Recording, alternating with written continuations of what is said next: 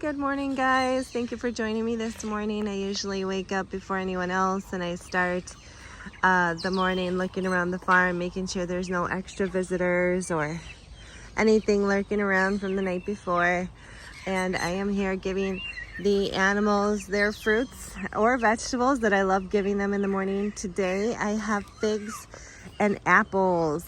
Now, if you've never had a fig before, you're missing out in life. Now, there is a trick with me for the figs. I usually don't like the figs when they're a little firm. I'm holding like this gallon stuff in my hand, but I usually don't like the figs a little firm. Oh my goodness, the best fig is when they look like they're a little bad. See how that one's a little wrinkled? Sorry guys, I was digging in the dirt yesterday, so my nails are like horrendous right now. But when they look a little bad, like an old grape that you wouldn't eat, but this is the best one. Look at that, my mouth is watering. I think I'm actually gonna eat that. That is like fantastic. Seriously, if you have not had a fig yet, try them. They're sweet. They have this sweet and subtle taste. It's amazing, and it's better when they're just a little bit mature like that. And I know I was going to show you me feeding the animals, but now I just made it into a whole show of figs. But I did end up, oh, I need a focus. I did end up having Dennis plant a fig tree somewhere over there in the middle. I think I have 2 fig trees, so I can't wait.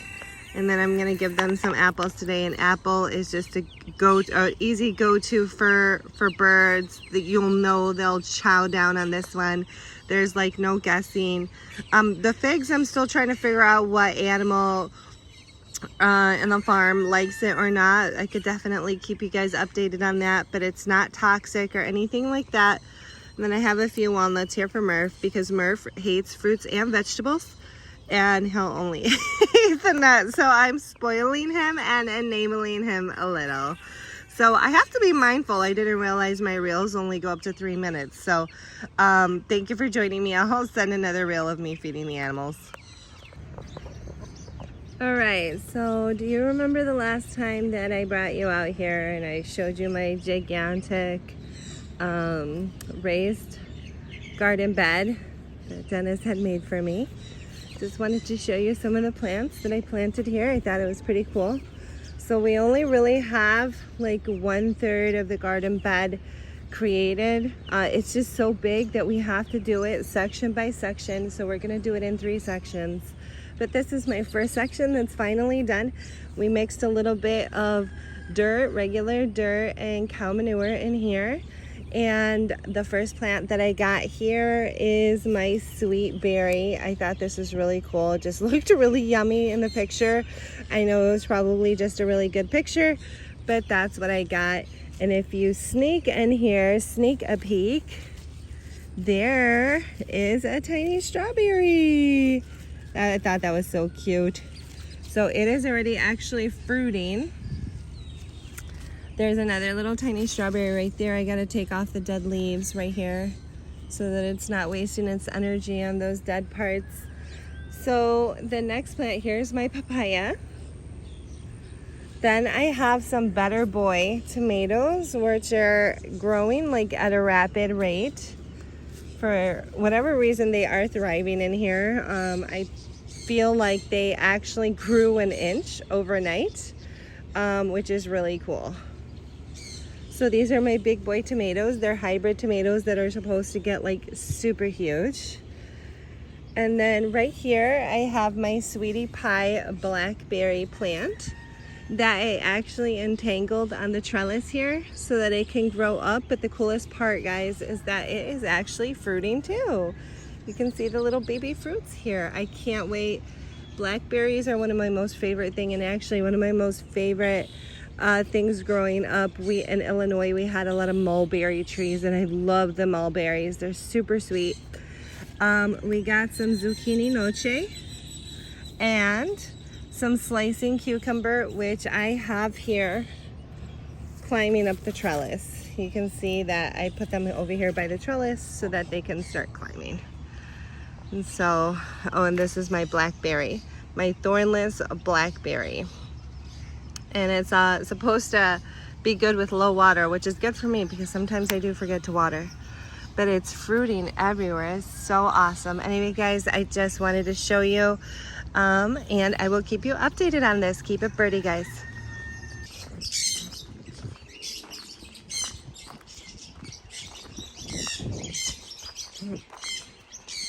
Good morning.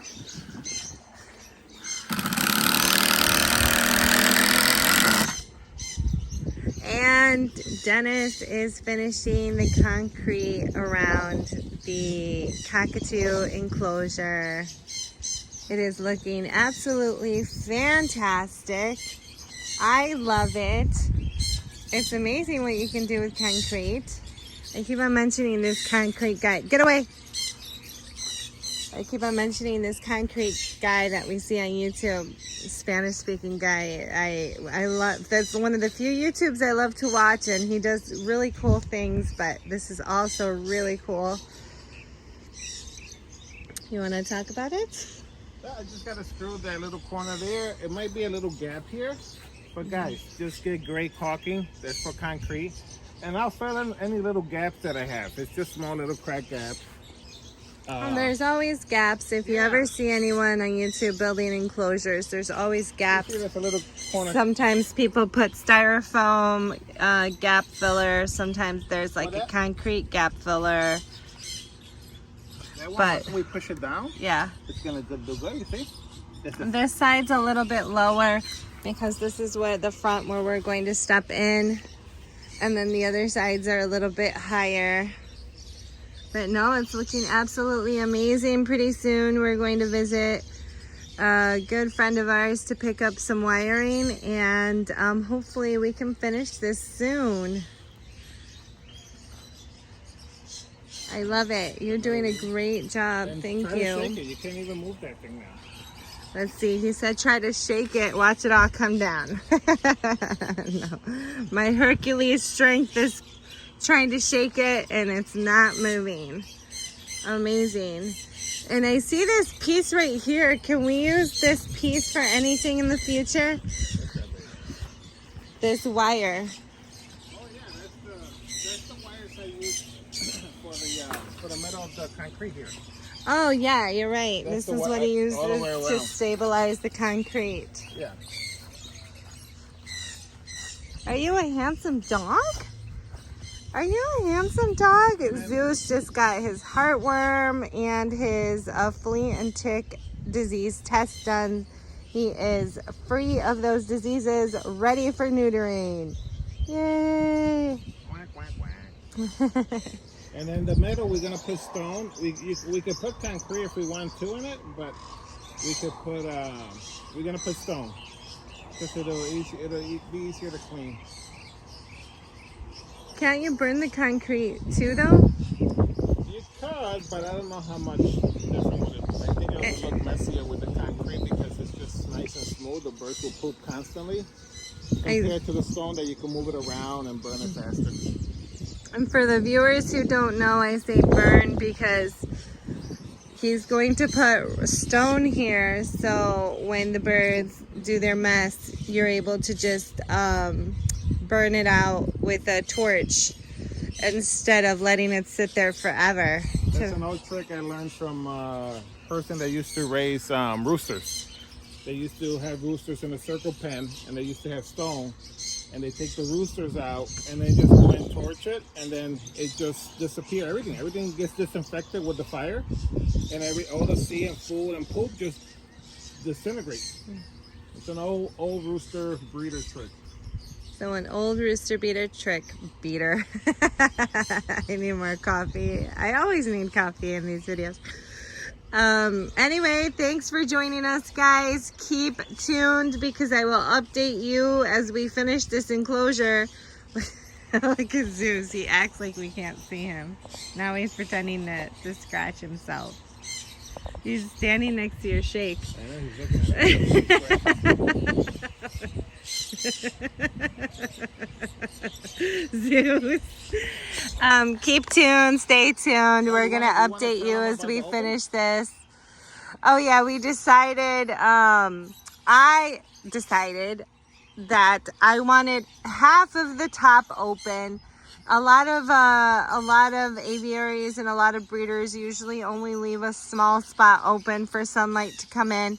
And there's a good reason for that. It's because they want the birds, the outside birds, to be protected from the elements. But my theory is that wild birds outside are not protected from the elements, and a lot of time they do like the elements. If you ever notice a parrot in the rain, they just love it. They start bathing, they spread their feathers. There's a certain stance that they take when the rain comes down. They also love the sunlight. Us as humans, we might not appreciate the sunlight beating on our skin sometimes, but the birds love it. Remember, they have their feathers for protection. Their body is built a certain way to withstand the elements and actually thrive in the elements. So instead of leaving 1/4 of the enclosure open, I actually asked Dennis to leave the entire half of the enclosure open. They'll have this half to protect them from the elements, and then they'll have the other half to leave open so that if they want to stand in the elements, they can. Obviously, this is all open here, so, but a lot of the times when the whole thing is enclosed, they do not get the elements like they do in the wild, and then they do not thrive. That's why in some aviaries you see birds that don't have the best plumage, that are not as bright, because when you cover the entire ceiling up so that nothing hits them, they don't have that chance to really refresh themselves, bathe in the sunlight, get vitamin D, get calcium. So, and yeah, that's why I said bathe. Okay. But you leave the 1/2 open. Yes, it might beat down on the rocks, and it might be a little bit more work for maintenance, but it's worth it when you see your parrots thrive. So I asked them to leave half of this ceiling open. That'll allow all the elements to come in. The birds can choose whether they want to use the elements, or they can come in this little half and then protect themselves, whatever they choose. But, and again, obviously this is going to be open, but I'm saying more elements come in when the ceiling is open. So anyway, guys, thank you for watching. Stay tuned because I will keep you updated on the finishing of this project. But that's not going to be the end of it, because we are going to build more projects, and then you'll be able to watch all those as well. This is just the first of many. Thanks for watching. I hope you have a great day and keep it birdie. Hey! Don't say that on video. People might not understand that joke. Dennis says that he has feet from Jesus times. I got a close up there. So here it is, coming along. And I told Dennis that I would do the rocks, but for some reason he wanted to be hard-headed and do the rocks himself to prove himself a man. How you feel? Tired. Yeah, that's a lot of poundage right there. 2 yards, almost 3 yards, I think. But I think that should be enough. I know you don't want to kill the grass, but I also don't want to put all the rock in here just because. Are you putting the rock in there?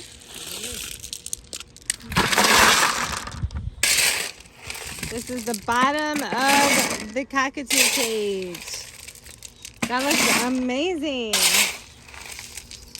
And he put rock right here because we're not going to put any plants right here, because this is where we step to go into the cage. This is where my powerful step will step in to go into the cage and do what we do. I had a lot of sugar. Yeah, I haven't had none. I'm doing this time work. That's how I did it back in the days. No wheelbarrow. Well, we could have bought a wheelbarrow. That's how Moses people did it in Egypt. I don't think Moses people had Home Depot buckets. No. They had baskets probably. But we do what we have to. There's the neighbor pug randomly walking out trying to bark at people. But seriously, this is looking really good. Remember, guys, we started from zero. Nothing but grass here. And Dennis started with the wood frame. This is about, what, 10 feet high again? 10 feet high. 10 feet high. By 6.5 by long. 6.5 long or wide. All the way around. And someone on Facebook did ask us if we were going to put a bunch of little cages in there with different bird pairs, and the answer is no. This is our dream. This is actually for one umbrella cockatoo pair, and because this is how it's supposed to be.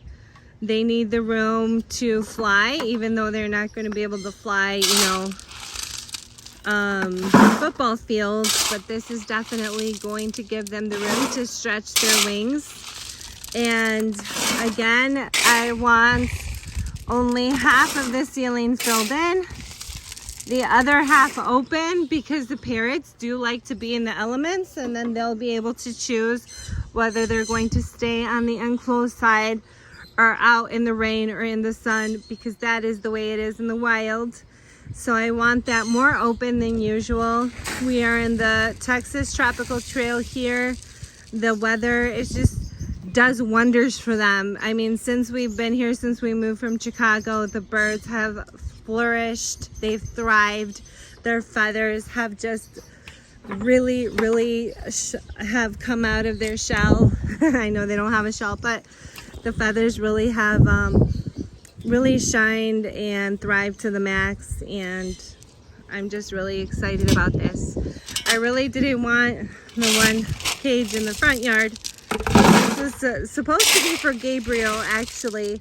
Gabriel was gonna say hi to everyone coming in into our property and visiting, but we did decide last minute to make this the Cockatoo enclosure.